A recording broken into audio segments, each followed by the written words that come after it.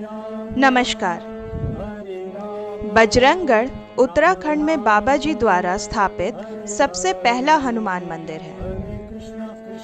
नैनीताल से 1.5 किलोमीटर दूर बने नैनीताल हल्द्वानी मोटर मार्ग में एक घाटी नाम की जगह है। वहाँ बजड़ी के एक ऊंचे पहाड़ी टीले को बाबा जी ने इस मंदिर की स्थापना के लिए सबसे पहले चुना था।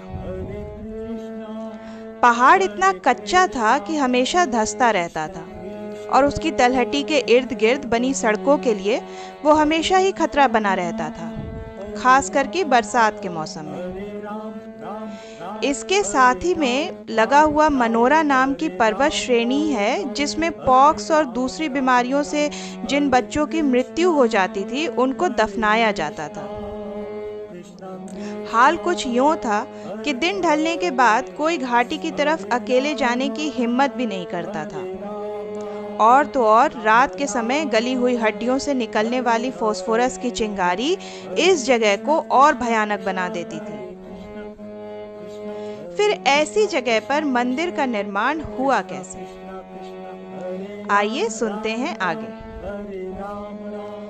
एकादश रुद्र अवतार श्री बाबा जी ने हनुमान जी को उत्तराखंड में स्थापित करने की मंशा तो बना ली थी, लेकिन उसके पहले जरूरी था वहां के जन जन के हृदय में हनुमान जी को पहले स्थापित करना, क्योंकि उस समय उत्तराखंड में हनुमान जी के मंदिर नहीं के बराबर हुआ करते थे।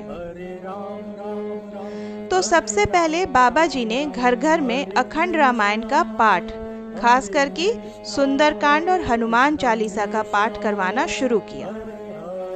ये तो हो गई बाह्य क्रिया। इसी के साथ साथ उन्होंने अपने संकल्प मात्र से वहां के लोगों में हनुमान जी के प्रति श्रद्धा, प्रेम और भक्ति का भी संचार कर दिया।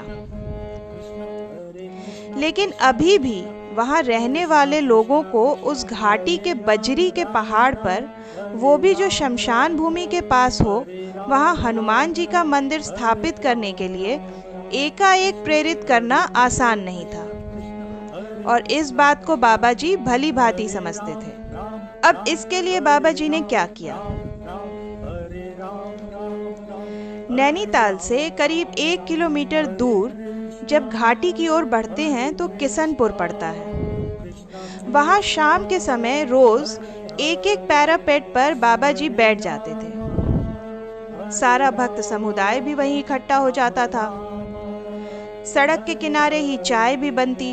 भक्तगण जो भेंट प्रसाद लेकर के आते, उसी से भंडारे भी चालू हो गए। बल्कि कभी कभार तो महाराज जी अपने कुछ इने गिने भक्तों के साथ रात भी वहीं बिता देते थे। अब यही सिलसिला कई दिनों तक रुक रुक कर चलता रहा और आगे आगे बढ़ता भी गया। फिर एक दिन ऐसा आया जब पगडंडी के रास्ते बाबा जी उस बजड़ी की पहाड़ी पर चढ़ गए और वहां अपना आसन जमाकर बैठ भी गए। भक्तों की भीड़ भी वहीं आने लगी। दिन के समय तरह तरह के भोग प्रसाद लिए माइयां भी पहुंच जाया करती थीं। वहीं शमशान भूमि के पास में छोटे मोटे भंडारे भी चलने शुरू हो गए। वहीं चाय बनती, प्रसाद वितरण होता, पाठ चलते और बाबा जी महाराज का आरती पूजन भी होने लगा। धीरे धीरे करके भीड़ बढ़ने लगी। कीर्तन, भजन, सुंदरकांड और हनुमान चालीसा के पाठ से बजड़ी की पहाड़ी गूंज उठी।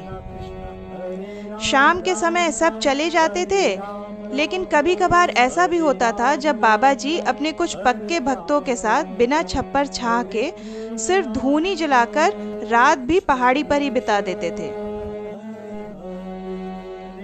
और इस तरह धीरे धीरे जब उस स्थान का, वहाँ की भूमि का और वातावरण का शुद्धिकरण हो गया, तो एक दिन बाबा जी कुछ भक्तों से ये कह के चले गए कि अब की मंगलवार को थोड़ी सी जमीन खोदकर जगह बनाकर हरदा, जो कि महाराज जी के अनन्य भक्त थे, उनके द्वारा बनाई गई हनुमान जी को यहाँ बिठा देना।